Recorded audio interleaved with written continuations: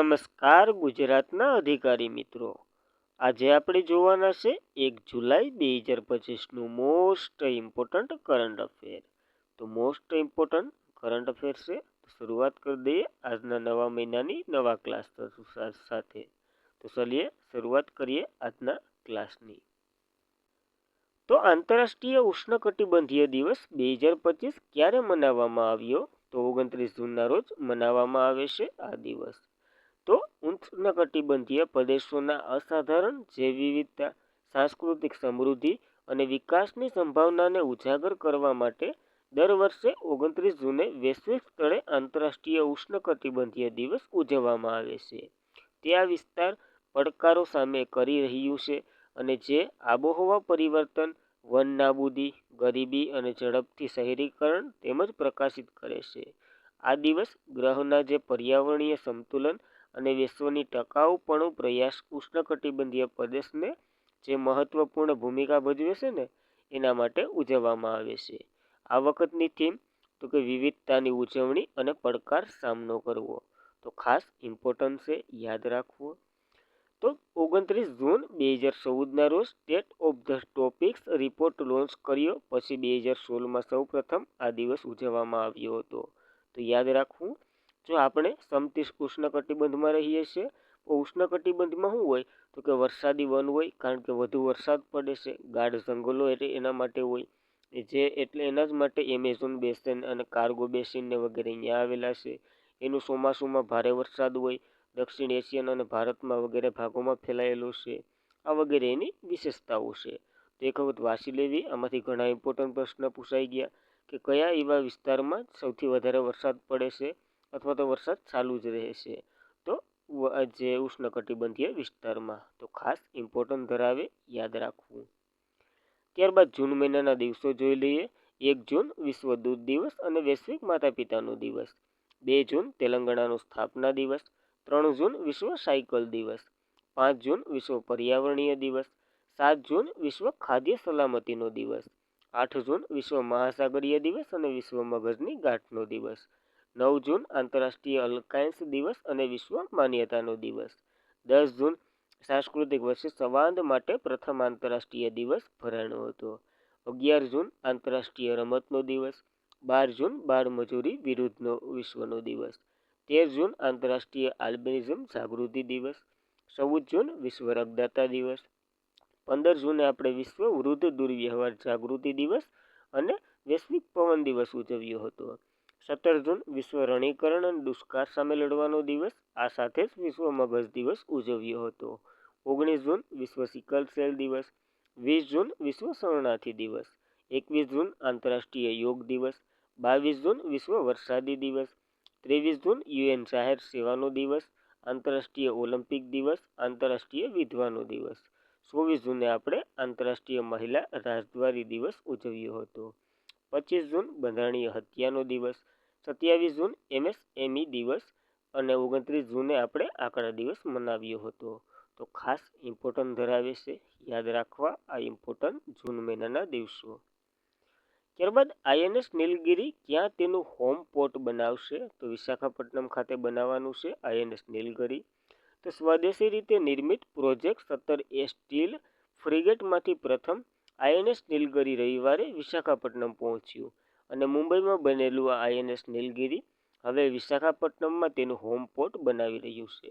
ટૂંકમાં ત્યાં સ્થિર થશે અને તે પૂર્વીય તલવાર સનરાઇઝ ફ્લટિંગ અને અભિન્ન ભાગ રહેશે. અધ્યાત્યુનિક યુદ્ધ જહાજ છે. આનું સૂત્ર કે અદિશયમબલમ એટલે કે અજય સૂર્યમ એના દ્વારા સંચાલિત છે. તો ખાસ યાદ રાખવું. હવે પ્રોજેક્ટ 17A ની વાત કરીએ તો આ હેઠળ કુલ 7 જહાજો બનાવવાના છે આપણે. એમાંથી પહેલું આઈએનએસ જે વાત કરી નીલગિરી રાખવામાં આવ્યું હતું. 4 જહાજો જે મજગાંવ ડોક શિપયાર્ડ લિમિટેડ દ્વારા બનશે. 3 જહાજો ગાર્ડ શિપયાર્ડ શિપ રીસ શિપ બિલ્ડિંગ્સ એન્જિનિયર કોલકાતા દ્વારા બનશે. તો 4 ચેન્નાઈ બનાવશે. હા, અને નહીં 4 દિલ્હી લિમિટેડ મજગાંવ ડોક એ જે ગોવા ખાતે આવેલું છે એ બનાવશે અને બીજું કોલકાતા બનાવશે. એવી રીતના 7 જહાજો બનાવવાના છે. ભારતીય નૌકાદળના 7 જે પ્રોજેક્ટ જહાજો છે એના નામ આપી દીધા હતા, જે નીલગિરી, હિમગિરી, ઉદયગિરી, દુનાગીરી, તાનાગીરી, વિદ્યાગીરી અને મહેન્દ્રગીરી એવા નામ રાખવામાં આવ્યા છે. ટૂંકમાં પર્વતમાળાના નામ ઉપર રાખવામાં આવ્યા છે. તો યાદ રાખવા આ ઇમ્પોર્ટન્ટ જહાજો. ત્યારબાદ ભારતની સૌથી મૂલ્યવાન બ્રાન્ડ તરીકે ક્યુ ગ્રુપ ઉભરી આવ્યું છે. તો મોસ્ટ ઇમ્પોર્ટન્ટ પ્રશ્ન છે, કયું ઉભરી આવ્યું? ટાટા ઉભરી આવ્યું છે. જો બીજા નંબર ઉપર ને ત્રીજા નંબર ઉપર અહીં જ વાત કરી લઈએ. પહેલા નંબર ઉપર ટાટા છે, બીજા નંબર ઉપર ઇન્ફોસિસ છે, ત્યારબાદ એલઆઈસી છે અને એચડીએફસી છે. બંનેમાં કન્ફ્યુઝન છે, તો પેલું ખાસ કરીને યાદ રાખવું આપણને.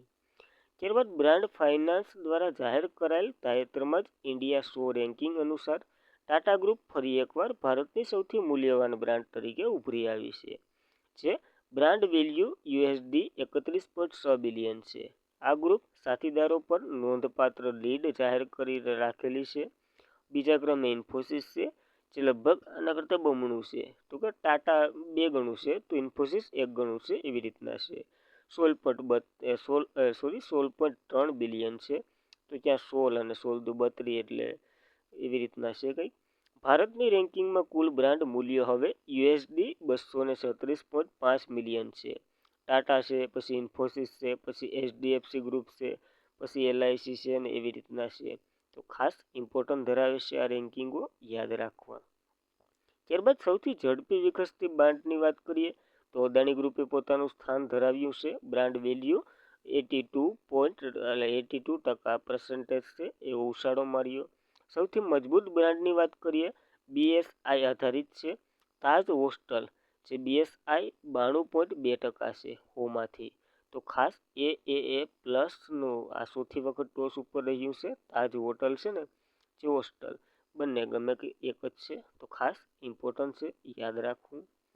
ત્યારબાદ ક્યાંથી ગુજરાતે રાજ્યવ્યાપી ટીડી અને ડીપીટી રસીની અભિયાનની શરૂઆત કરી છે? તો મહેસાણાથી કરી દીધી છે. તો જોઈ લઈએ.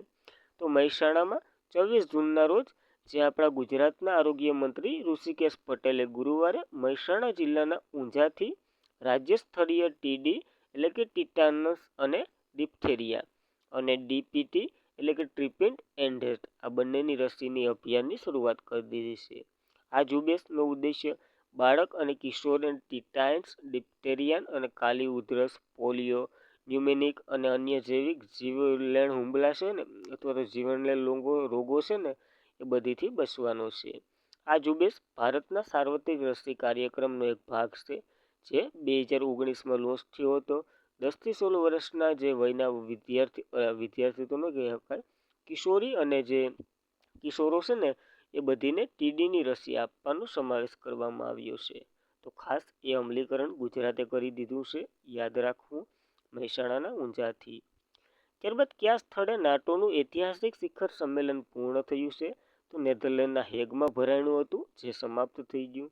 નાટોએ હેગ, નેધરલેન્ડમાં એક ઐતિહાસિક સમિટ સમાપ્ત કર્યું, જે સાથી દેશોએ સંરક્ષણ જીડીપીમાં 5% રોકાણ કરવાનો નિર્ણય લીધો છે અને આવનારા વર્ષોમાં એક મજબૂત સંયુક્ત નાટોનો પાયો નાખવાનો અને યુક્રેન તેમના સતત સમર્થનને પુષ્ટિ કરશે. આમાં તો યાદ રાખવું. આની અધ્યક્ષતા નેધરલેન્ડના ભૂતપૂર્વ વડાપ્રધાન માર્ક રૂટે કરી હતી. તો ખાસ ઇમ્પોર્ટન્ટ છે, નાટોનું છે એટલા માટે. નાટોની વાત કરીએ, નોર્થ એટલાન્ટિક ટ્રીટી ઓર્ગેનાઇઝેશન એનું ફૂલ ફોર્મ થાય છે, જે 4 એપ્રિલ 1949ના રોજ અમલમાં આવ્યું હતું. મુખ્ય મથક બેસલેન્ડ, બેલ્જિયમ છે અને એના હેડ તો કે માર્ક રૂટે છે. 32મી સ્વિટ્ઝરલેન્ડ ખાતે ભરાણી હતી નાટોની બેઠક. 31મી ફિનલેન્ડ ખાતે ભરાણી હતી. સ્ટીલ ફાસ્ટ ડિફેન્સ એક્સ 2024 યોજાયું હતું. NATO summit 2024 Washington DC US ખાતે ભરાણી હતી અને 2025માં નાટો પોતાનું ઉત્તર પૂર્વીય ભૂમિ કમાન્ડ ફિનલેન્ડમાં સ્થાપિત કરવાનું છે. તો અત્યાર સુધીનું કરંટ અફેર પ્લસ જીકે બંને જોઈ લીધું છે નાટો વિશે, યાદ રાખવું. ત્યારબાદ જૈન સંત વિદ્યાનંદની શતાબ્દી પર કોને ધર્મ ચક્રવર્તી તરીકે પદવી અથવા તો જે સન્માન આપવામાં કહેવાય ને એ મળ્યું છે? તો પીએમ મોદીને મળ્યું છે, યાદ રાખવું. પ્રધાનમંત્રી નરેન્દ્ર મોદીને શનિવારે નવી દિલ્હીના વિજ્ઞાન ભવન જૈન આધ્યાત્મિક નેતા વિદ્યાનંદ સાપ્તાહિક સમારોહમાં ધર્મ ચક્રવર્તીની પદવીથી સન્માનિત કરવામાં આવ્યા. અને એક ન્યાયિક શાસક અને ધર્મની રક્ષણના પ્રતીક કરતું આ બિરુદ છે, જે પીએમ મોદીને મળ્યું છે. તો ખાસ એક વધારાનો એવોર્ડ નરેન્દ્ર મોદીને મળ્યો, આપણે યાદ રાખવાનું, એને મળ્યો. ત્યારબાદ કોને આંતરરાષ્ટ્રીય પરમાણુ ઉર્જા એજન્સી જે સાથે દેશના સહયોગને સ્થગિત કરવા માટે એક ઠરાવ પસાર કર્યો છે? તો ઈરાને આવું કર્યું છે. ટૂંકમાં આ બધીનું કેવું શું છે ઈરાનનું, કે અમેરિકાએ મારી ઉપર જ્યારે હુમલો કર્યો ત્યારે આ પરમાણુ એજન્સી શું કરતી હતી? કારણ કે આ પરમાણુ એજન્સીનું કાર્ય જ મુખ્ય એ છે કે કોઈ દેશ એનો સભ્ય હોય ને તો એના વિરુદ્ધ જે હુમલા ને એટેક ને બધી થાય એ બધીને રોકવું જોઈએ. આ આર્ટિકલ એટલે સમજાઈ જશે. તો ઈરાનની સંસદ, જેને મજલિસ કહેવામાં આવે છે, એને બુધવારના રોજ આંતરરાષ્ટ્રીય પરમાણુ ઉર્જા એજન્સી સાથે દેશના જે સહયોગને સ્થગિત કરવા માટે એક ઠરાવ પસાર કર્યો અને ઈરાનના દૂતાવાસે આ ઘટનાને સોશિયલ મીડિયા પર શેર કરી દીધી. ઈરાનના દૂતાવાસ ઇઝરાયલ સાથે જે 12 દિવસીય યુદ્ધ દરમિયાન ઈરાનને ટેકો આપવાના બદલે જે ભારતના લોકો પ્રત્યે હૃદયપૂર્વક કૃતજ્ઞતા વ્યક્ત કર્યા બાદ તરત જ આ જાહેર કરવામાં આવ્યું કે ભારતમાં ઈરાનના રાજદૂત ઈરાન ઇબ્રાહિમે પણ સોશિયલ મીડિયા પર અમેરિકાની જે વાત કરીએ ને 22 જૂનના રોજ ત્રણેય પરમાણુ સ્થળો પર થયેલા હુમલાની ટીકા કરી. અને ખાસ યાદ રાખવું, પરમાણુ હુમલા ઉપર જે એટેક કર્યો ને અમેરિકાએ ઈરાનના, એનાથી બધી આ કથા હાલે છે. એના લીધે જ ઇન્ટરનેશનલ એટોમિક એનર્જી વિરુદ્ધ એક ઠરાવ બહાર પાડ્યો ઈરાને. તે એક આંતરરાષ્ટ્રીય અથવા તો આંતર સરકારીય સંસ્થા છે. આ પરમાણુ ઉર્જાને શાંતિપૂર્વક ઉપયોગ પ્રોત્સાહન આપવું, પરમાણુ શસ્ત્ર સહિત કોઈ પણ લશ્કરી હેતુ માટે તેનો ઉપયોગ અટકાવવો વગેરેના કાર્યો હોય છે.